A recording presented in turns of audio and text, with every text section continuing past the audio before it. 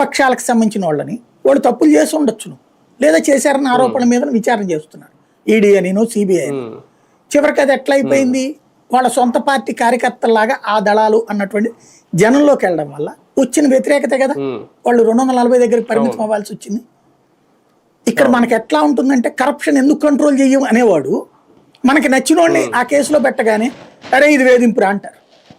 ఇది సహజ సిద్ధమైన మానవ గుణం, సహజ సిద్ధమైన మానవ గుణం. మనం ఎదురువాడు అవినీతిని ప్రశ్నించాలి, మన దగ్గరకు రూపాయిస్తే వదిలిపెట్టకూడదు. ఇప్పుడు ఇసుకలో వీళ్ళు ఎవరైనా తింటలేదా, మధ్యలో వీళ్ళు ఎవరైనా తింటలేదా, అసలు తినని ఇంటేది ఉంది. చివరికి ప్రసాద్ స్కీమ్ లో కూడా డబ్బులు తింటేనే కదా చివరికి అంతమంది చచ్చిపోయింది. మరి తినంది ఎక్కడుంది, దానికి 4 గంటలు ₹2.49 కరెంట్ ఇస్తే తప్పు, ₹4.60 పెట్టి కరెంటు కొంటే రైటు. అలాగే 450 కోట్ల రూపాయలు పెట్టి ఋషికొండ మీద అద్భుతమైనటువంటి భవనం కడితే రాజభవనం రాజప్రసాదం అని చెప్పి అది తప్పు.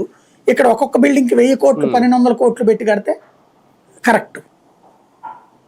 ఇక దీనికి ఎక్కడుంది ఎండ్ అసలు?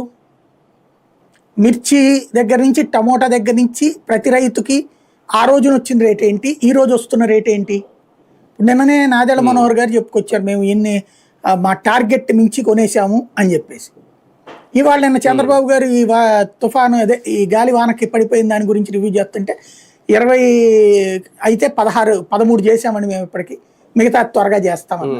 అంటే ఇక్కడ ప్రభుత్వం ఫెయిల్యూరా సక్సెస్ అయినట్టు.